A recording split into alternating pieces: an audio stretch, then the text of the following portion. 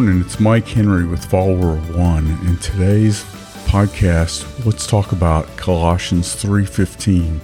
Let the peace of Christ rule in your hearts, to which indeed you were called in one body, and be thankful. That's from the New American Standard. The peace of Christ is an interesting concept and something that I strive for. On a regular basis, I strive to be peaceful, and I'm not naturally a peaceful person. Almost trained myself from youth to be worried about things and to be conscious and planning and thinking and working mentally on things all the time. My mind is always engaged. And the peace of Christ is this challenging concept that I have to remind myself about on a regular basis. I recently listened to the audiobook Rare Leadership by Marcus Warner and Jim Wilder. The subtitle of the book is 4 Uncommon Habits for Increasing Trust, Joy, and Engagement in the People You Lead. In the book, the authors point out that our brains only work on 2 things. They work on either fear or joy. And that idea is very compelling to me. When I'm fearful, I plan and organize. I try and control everything that's happening. I become this micromanager sometimes, or control freak. I'm trying to manage every variable, plan for every risk, mitigate every challenge, overcome every obstacle. Everything is a detail that has to be managed. And they reference management to that side of my brain, to this fear side and reacting side and detail-oriented side of my brain.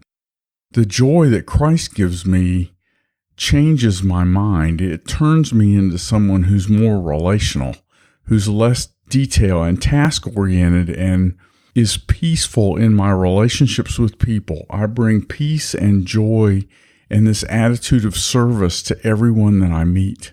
And I want to encourage you today to consider that situation, even if you're in difficult, challenging situations. For example, I have friends who are going through job transition.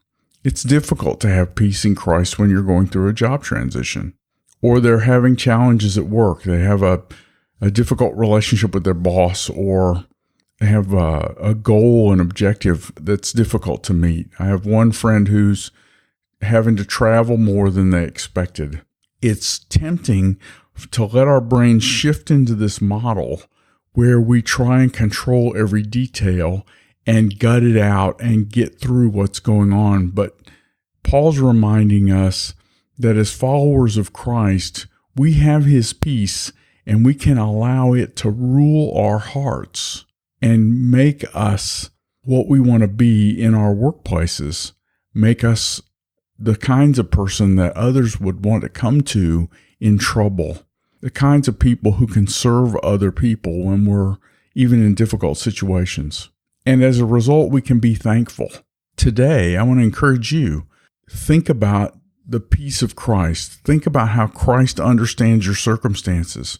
Think about how His mind is fully aware of every detail that you're contemplating and every scheme or alternative or plan or variable that you're trying to account for. Trust Him with your life and relax a little and let His peace rule in your heart so that you can be a member of His body and make a difference glorifying Him, and be thankful for that opportunity. You are called to be a difference maker in your workplace, and you can do that by thinking about His peace and focusing on His peace, giving the details and the stress to Him. Trust Christ and rest in His peace and operate in the joy that He gives you. Look for Him and watch Him work today. Thank you for being a minister in your workplace. Today in your ministry, look for opportunities to bless other people while you go through your day, and He will use you. Pray for the people around you and watch Him as He works in their lives. Thanks for being a member of this Follower of One community and listening to this podcast. Please share this with your friends. You can review it on your podcast channels, or let us know at info@followerofone.org what you think and what you think you'd like us to be talking about. Thanks very much.